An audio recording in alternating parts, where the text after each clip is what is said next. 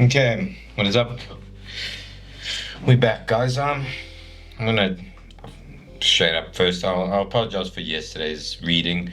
Probably wasn't the best one. It was more of a rant than reading, and this is why I say when everything we do everything, it has to come from a sense of authenticity. I'd like to be perfect, and I'd like to give you guys all these things, and I can't even say if I've done it yet or not. But as of this moment, I haven't done it. But I should redo that episode, and it was wrong of me to deprive you guys of obviously what we're reading here, despite what I'm going through. I tried to do it, and I thought it would help, and in that moment I just didn't feel help, and there's many different reasons for it. It could be, yeah, it could just be that the things I wanted I didn't receive, um, and it's so easy to feel like you're the victim of something that is unnecessary, but simultaneously there might be a necessity to what you're going through.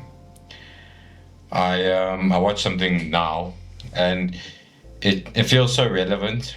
I'm not a big fan of these like movie quotes doing this and that, and like using them as a out of context way to obviously motivate people have the spiritual relevance. But so it comes from Evan Almighty, and it's essentially Morgan Freeman is speaking to, I guess it's Evan's wife. I've never actually watched Evan Almighty. I know I got in trouble watching Bruce Almighty because it got a bit weird with the age that I was watching it. You know, my parents would see it and they'd be like, "No, that's not right." But essentially, it comes down to it boils down to the point of this lady's going to God, quote unquote, and saying like, yeah, God told him to build this raft and she doesn't know what to do. And she's like, what is it? Or like, what does this mean? And he replies with, it's an opportunity. That's what it sounds like. And then he goes on to add to that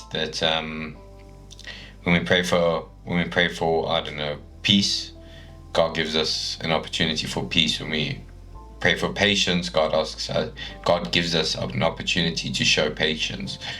When we ask for the, I don't know, friend of the, I think he mentioned like family coming together, or family like reconciling and bonding, he doesn't just snap his fingers and zap, it works. It's an opportunity that comes that you either choose to take or you choose to ignore. Should you choose to ignore these things, then that's what happened, and you don't get the result that you need. And I think in my case, there were two things I prayed for. One, that we would have a relationship that reflects God, and then two, that we would be able to fix everything. I think we had our chance to fix everything, and although we repaired our relationship between me and my ex-partner, we now have an opportunity to showcase that we have a strong relationship and that we both are God-led. And yeah, it sounds so small and so stupid, but now that's my focus for this part.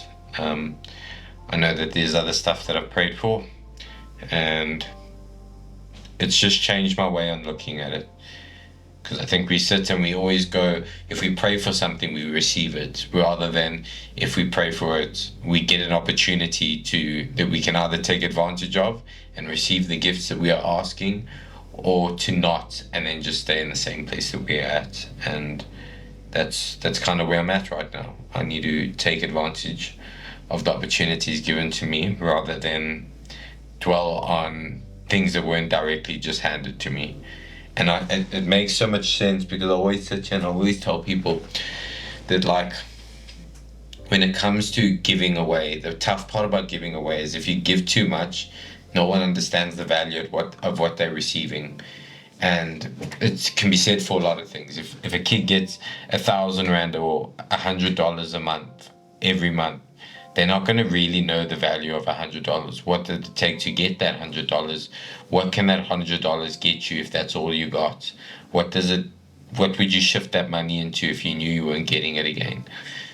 those thoughts don't come into mind because they hand it to you. And the same way with that, we can look at when it comes to God giving us opportunity. He's giving us opportunity to grow into the space that we are asking to be growing, or to develop the characteristics that we are asking for. It's not a thing of I just woke up the next day and bam, everything that I was asking for just came to my feet. I asked for courage, now I'm the most courageous man there is. I asked for a plethora of wealth, bam, now I've got wealth. I asked for, I don't know, I asked for whatever. I asked for an extra toe and bam, he gave me an extra, although less relevant. I know went off a bit there, but my point remains that we sit and we're always asking for these things, but we don't actually identify that God's giving us the opportunity to do these things real time. Are you taking them, or are you sitting and you're just going, like that's not what I asked for this. This is requiring this of me, but I haven't got it yet, so I'm not going to do it. You know, and that's what I think we need to focus on. In terms of today, I still feel sad in everything that's happened. I had a bit of a debrief at church with my old partner's mom, just to say thank you. Something I always appreciated is being welcome. And one thing I'll say about my partner's mom is that she definitely made me feel part of her side of the family. And yeah, I always appreciate that. We all got things that we go through. I've got things that I probably haven't mentioned here yet. Maybe I've touched on it, but I do relate certain things to maybe we call him my sperm donor, or not my mom's sperm donor, but my real dad, who I don't know. So it's so easy to just dump all the negative characteristics of my personality onto him. But no, like literally, like that need to be wanted, that need to feel welcome, all that kind of stuff. Sure, it's not as prevalent as it was when I was a younger kid, or when I was going through my teens and stuff like that, because I'm now old enough. I'm so grateful for the person who stepped in, my dad, my real dad, to me, who's done everything for me. Like I said in an episode, I think one can even argue that he's treated me better than his own flesh and blood, who's my sister. So yeah, I'll always be thankful, and I don't know, I always just have a debt to him that I always feel I need to pay. So yeah, so take a chance of the opportunity. Today was good. I went to the zoo after church. It's my day off. It's it's tough to like just have a day off. I don't know I know people in corporate or your typical 9 to 5s or your normal week jobs, just they enjoy the weekend. They try avoid work. They do all this other stuff. Even when at my old job, they try to take control of our weekends there as well, and I was just not having any of it. But yeah, it's just so tough for me just to switch off for a day and just go. I don't need to think about the business. I just need to relax. I just need to see what's in front of me and take it at face value. Because yeah, I'm always thinking of things that I can do. I've got a campaign ready. I feel like there's been a couple words that I felt came in church with what I should be doing and how I should be doing it.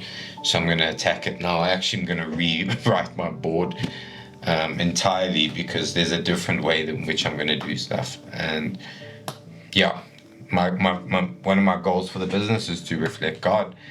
And yeah, if you ever see it on social media, maybe I've done my job well. So yeah, but we went to the zoo.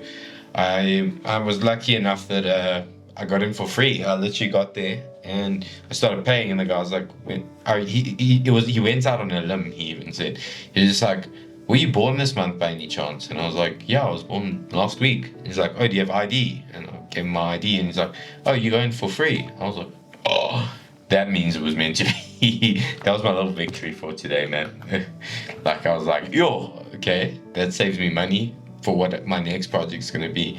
I know I shouldn't go and do things when I've got a project that I want to do, but I was just like, this is the easiest way for me to get out. For me, I need to be around people. I need I don't mind being on my own, but I need to be around people. I can be on my own and in a crowd.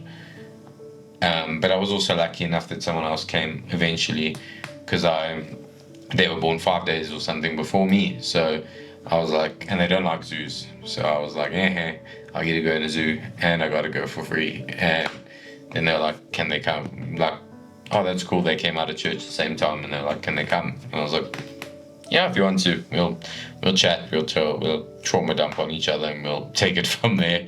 And they agreed. It was very funny. It was actually it was so nice. I think it was just a good way of peace, quiet, and yeah, letting go of certain things, and also getting a different perspective, because that's something I think I always need. But yeah, we spoke for a while, and yeah, I think one thing that I just say when it comes to getting over these certain situations, I'm definitely not over it. Although I feel a lot better, and I think I sound a lot better, I'm definitely not over it. I'm still sore. I'm still hurt. I still wish that I could fix things in a way that I can't anymore.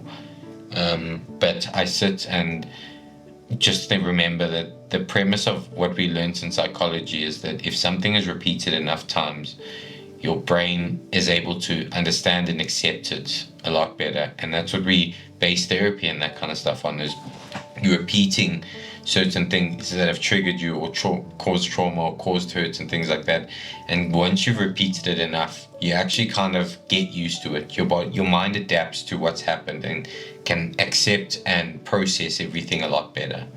And that's the cool thing about our bodies. I was thinking about it now, just before I started. I was like, isn't it so cool that we have like a body that just adapts to any sort of stress that's around it? We can sit, if we train, if I stress a muscle out, it gets stronger. If I stress my brain out enough, if I'm sitting and I need to consume knowledge, my brain absorbs it better. If I'm reading, I'm sitting here, I have my reading from the start to my reading right now are at two different levels. It might still not be perfect, but you can see that your body is able to take in a lot of stress, more stress than I think we give it credit for, or allow it to take. And then from there we change, we adapt to the situation. And that's what we need to take into account. And it's especially when praying for courage, for peace, for purpose, for all these other things, is that when those opportunities come, grab them with both hands, because you might think that you're not ready for it, but I promise you now, your body will adapt, your mind will adapt, and you'll be able to take on that situation. Even if you fail, you will be able to do it another time. That's one thing I keep learning with my business, is that I take things that I know I'm not ready for, but I will learn. And the stress kills me, but I get better at it, and you almost live for it, because you want that stress, you want that motivator, you want that situation where you feel like you've got nowhere to go, and then bam, you found a solution, and now you know what you're doing. It is so relieving, it is so cool, and yeah, I pray that you guys are able to take whatever opportunity you've been praying for with both hands, and use it to show God's goodness, God's greatness. Guys, we're on Genesis 41, 1-36. That's for tonight. It's Joseph, and we know what happens now with Joseph. He's just interpreted the dreams of the cupbearer and the baker. I think the cupbearer got his job back. The baker wasn't so lucky, if that's the right way to say it. So, let's get reading. It's a long passage. So, Pharaoh's dreams. Oh, we also forgot the cupbearer forgot about Joseph in prison after he got his job back. It's an important part here. So, 2 full years later, Pharaoh dreamed that he was standing on the bank of the Nile River.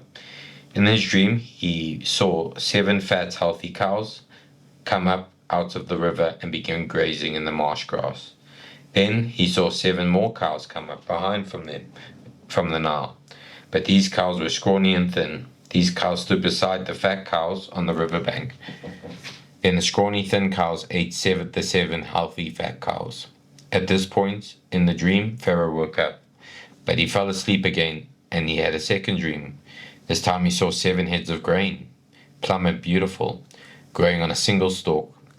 Then 7 more heads of grain appeared, but these were shriveled and withered by the east wind, and these thin heads swallowed up the 7 plump, well-formed heads. Then Pharaoh woke up again and realized it was a dream. The next morning, Pharaoh was very disturbed by his dreams, so he called for all the magicians and wise men of Egypt.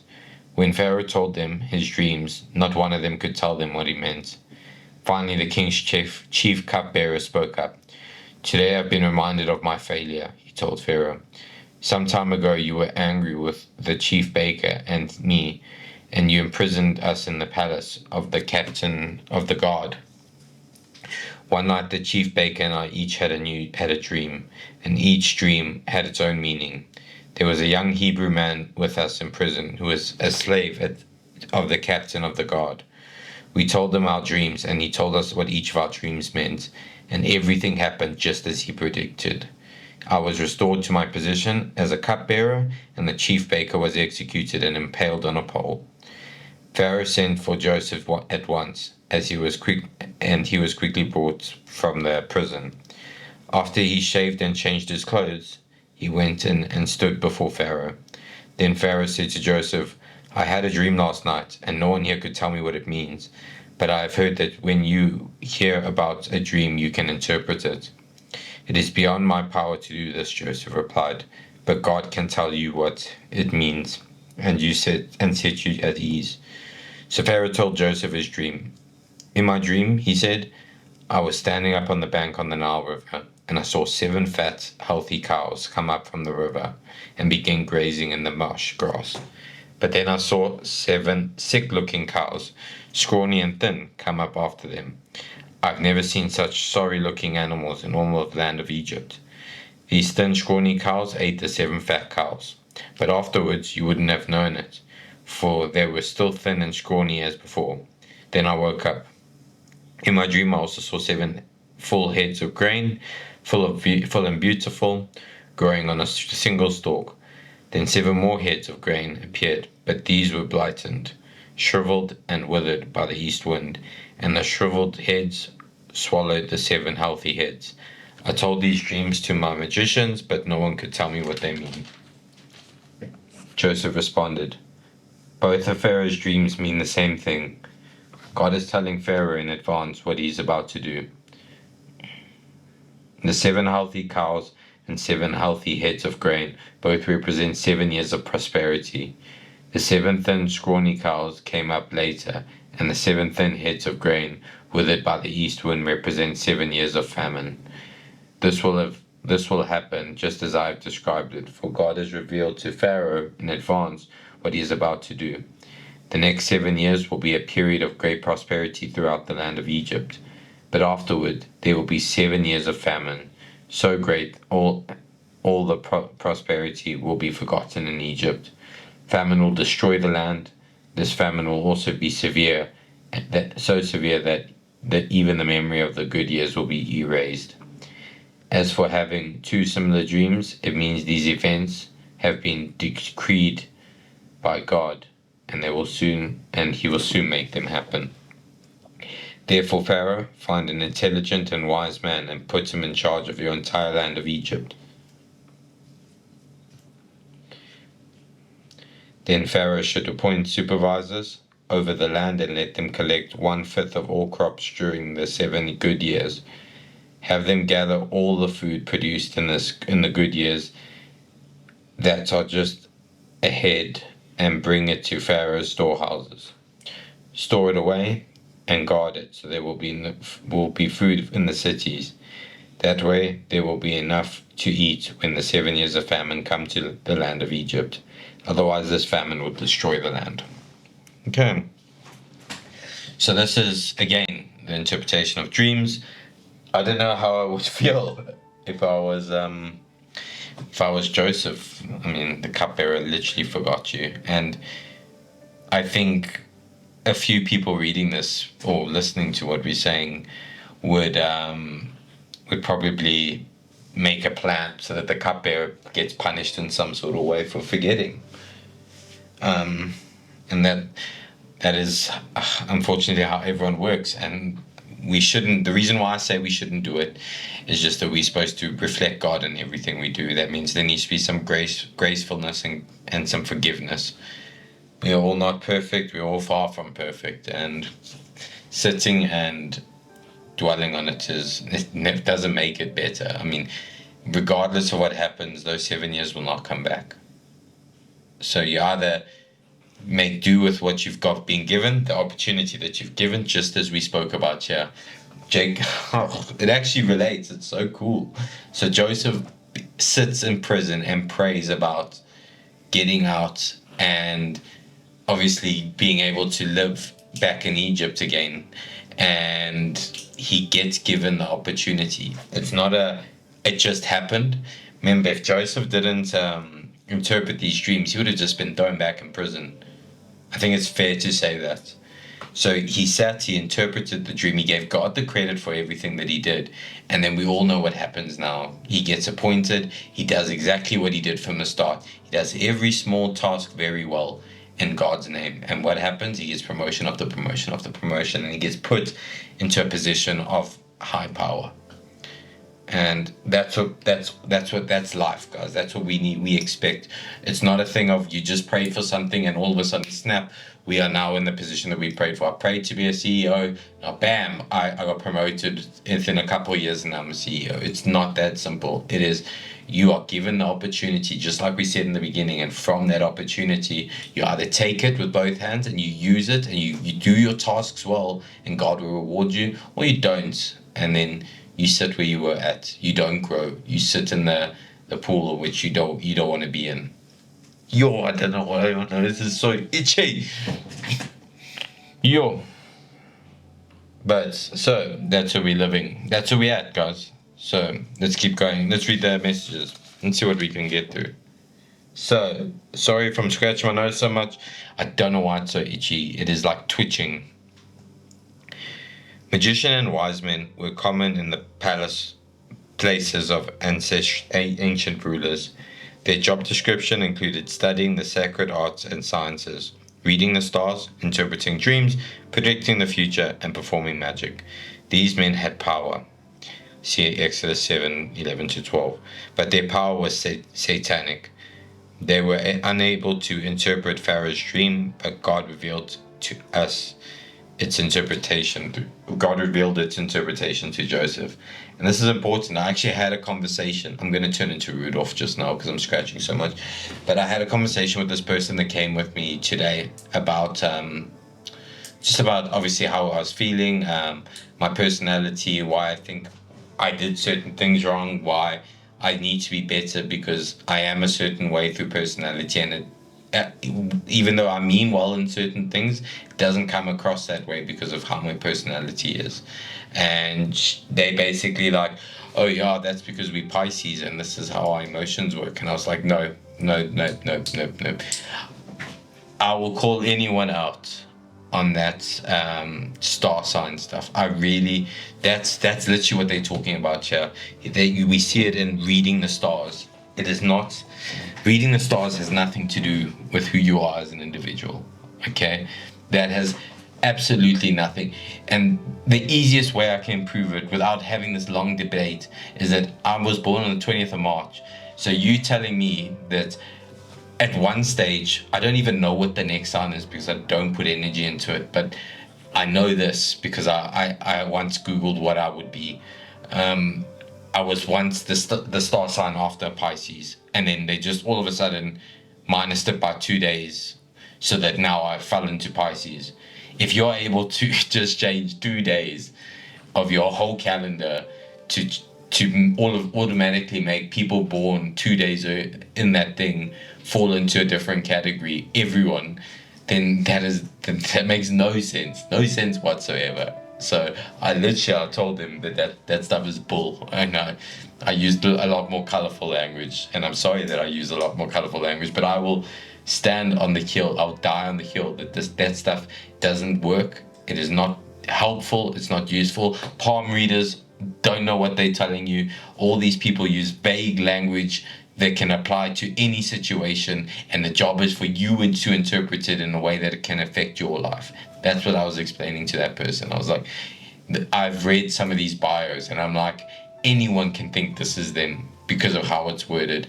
There might be one characteristic that you go, maybe that's not me, but the rest is me. Or some, you can do that the same with another star sign, you know? You relate, oh no, that can't be me because there's one thing out of place. But yeah, there's also one thing out of place. If I read it for me, there's multiple things out of place. I just that's what I'm saying with star signs. If you believe in them, change your mindset, get a Bible, and read on how to behave and what to do right.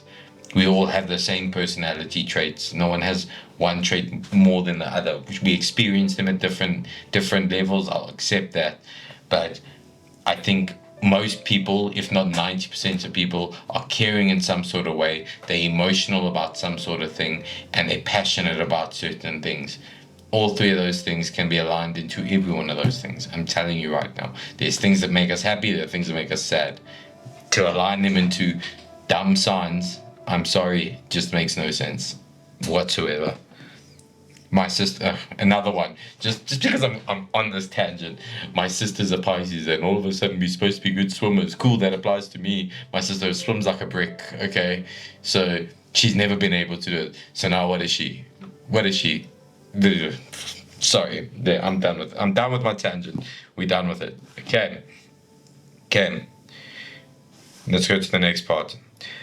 Our most important opportunities may come when we least expect them. Joseph was brought hastily from the dungeon and before Pharaoh. Did he have time to prepare? Yes and no. He had no warning that he would be suddenly pulled from prison and questioned by the king. Yet Joseph was ready for almost anything because of his right relationship with God. It was not Joseph's knowledge of dreams that helped him interpret their meaning. It was his knowledge of God.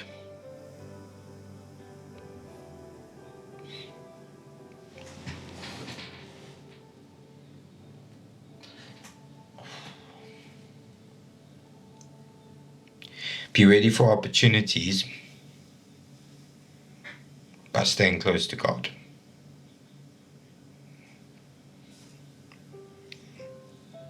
Then when he calls you to a task, you'll be ready. There we go. I think I needed to hear that. Like I said, I was very wrong yesterday. I always say, I wish I was better. Well, I wish I was this, I wish I was that. And I wish I was better yesterday. I did, like I said, I did wrong by the few people that may rewatch it. I did wrong by them. I did wrong by myself because I didn't put the effort in it, which I should have. The effort that I'm putting in now, the effort that you can see. And I think we need to all analyze that little bit right there and take it in. It's like it says here, Joseph was ready for almost anything, not because of his Yet Joseph was ready for almost anything because of his right relationship with God. It was not Joseph's knowledge of dreams that helped him interpret their meaning, it was his knowledge of God. Be ready for opportunities by staying close to God. Then when he calls you to a task, you will be ready. And that's what I think I'm learning very quickly. Listen, I wasn't entirely happy in my relationship before this one, and that took me weeks, months of being mopey, being depressed, being sour, being angry with everything to get over. And for me, the way I am right now, it's going a lot faster, and I think I relate the difference a lot to what's going on here, because I'm sitting, I'm reading, I'm sitting, I'm reading, I am absorbing is the right word to say. I'm using these stories as examples for what I think is happening in my life. When I tell other people certain things and why I think these things are happening, I have examples, and I go, this is what I read about. I read these stories. I even said it to the person today I was chilling with. I was like, I read the story about Esau and his brother, and how I think it was Jacob. So I'm not always perfect with the names. I'm terrible with names, and it's bad because I'm a coach and I forget every kid's name. But Esau and his brother, which Jacob steals his birthright, even though he's promised the everything for their birthright. He still steals it. He does it dishonestly, and what ends up happening, he obviously ruins the relationship. But then he's got to deal with dishonesty later on in his life to a similar extent, and that's why I'm sitting here going, well, maybe that's just like it said in here. Maybe God has a way of returning to you what you do to others, and maybe this was my lesson of learning returning to me what I did to somebody else. And although that's fine, I always wish that maybe God looked at my heart and kind of went, you know what, he actually learns. Because if there's one thing I did straight after that, is I confessed my sin. Even though I wasn't in this sitting with God, I confessed my sin to everyone that would listen. Anyone that was asking me what happened, I had to be honest, because if I wasn't honest, it was never gonna be right. And then if it comes out later, I knew that I was done for anyway. So yeah. So yeah, that's why this stuff kind of hurts. Like I said, I'm still upset. I'm still sore. I'm still all those things. I just feel like I'm processing now. I'm holding on to things that I feel like I should be holding on to. I'm leaning on people, even if they're unexpected people, but I'm leaning on people. And like I told you guys, people are the best and worst thing that I could always say will happen to this earth. And they're all helping me in their own way. And I thank them for that. And yeah, I'm very grateful for what I have around. Then Joseph made sure that he gave the credit to God. We should be careful to do the same. To take the honor for ourselves is a form of stealing God's honor. Don't be silent when you know you should be giving glory and credit to God. It's so easy when that stuff's going well. I'll tell you guys right now, when things go well for me, it is so easy to go, oh, thank you, God, and God's put me in this position. But then when I have to go talk about it afterwards, or I have to sit and things aren't going well, then all of a sudden you can blame God, you can do this, it's so weird. Like that's where with the situation I was in yesterday, I just felt like God was being bad to me. He was being unfair. He was being whatever, and I felt like blame needed to go to them, but blame needed to come to me. Like I said, although not everything I might not agree with everything, I need to bite the bullet and be like, you know what, I did do wrong and I need to be better. And I've got an opportunity to be better right now. Still have an opportunity to be better, for better opportunity to do exactly what I prayed for. We now have an opportunity to do that. It might not be in the same way that I thought I was asking for it for, but it's the way that it's been given. And my role now is to make do with what I've been given. I've got an opportunity now to make do well by God and to reflect a relationship that is God-led. Might not be the relationship the way I wanted it to be, but it's a relationship that I need to be proud of at the end of the day. I need to do my part, chip away, show people that I'm like this. This is who I am now. And obviously, it's another person's job to do the same on their end. I'm so sorry about this noise. I don't know what's going on. It's like tingling. It might be because I'm just talking so much. Pharaoh recognized that Joseph... Okay, here we go. After interpreting Pharaoh's dream, Joseph gave the king a survival plan for the next 14 years. The only way to prevent starvation was through careful planning. Without a famine plan, Egypt would have turned from prosperity to ruin. Many find detailed planning boring and unnecessary, but planning is an important responsibility. It is not optional. Joseph was able to save a nation by translating what God had revealed about Egypt's future into a practical plan and then implementing it. And it's something I'm dealing with right now in my business. I'm getting these things that I need to do, and I know God's telling me to do this stuff because this is going to reflect what I want you to reflect. And I'm sitting here going, cool, I know it, but I'm so bad at planning and sitting doing A, B, C, D. I hate doing that. I'm so bad at it. I'm such a free-flowing person where Oh, you did already. I'm such a free flowing person that I need to just allow things to happen as they come, and I react with them. Or I be a bit more proactive and we take it from there. Pharaoh recognized that Joseph was a man filled with God's Spirit. You probably won't get to interpret dreams for a king, but those who know you should be able to see God in you through your kind words, merciful acts, and wise advice. Do your relatives, neighbors, and co workers see you as a person in whom the Spirit of God lives? That's a bit sensitive, I think. I really would like to say yes. I think that I'm learning. It's been you've seen how long it's been. It hasn't been long. And it's tough to just change a whole perception of somebody in one go. But I can definitely tell you, people are starting to notice that God's creeping into my conversations with them. And I find that it's a big part of me. I'm sitting here doing this every day. I work more on this than I do a lot of my life. And yeah, like even people who go to gym, they train, what, an hour and a bit. I sit here, I have to do this. And obviously I have to run through it on the computer. And I have to add things to the computer. And I have to post it. And then I'm watching analytics and I'm making sure that things are kind of working out. It's a very similar thing, you know. Joseph rose quickly to the top. No, we're not on that part. Okay. So that's our lessons for today, guys. I think the main overarching message is that when you pray, God doesn't give you what you want. He gives you an opportunity to get what you need. You either take it or you don't. You take it and you get what you're asking for. You don't take it and then you sit exactly where you were at and you don't bear what you were asking for. So identify when those opportunities come about. Thank God when you pass them, because you will pass them.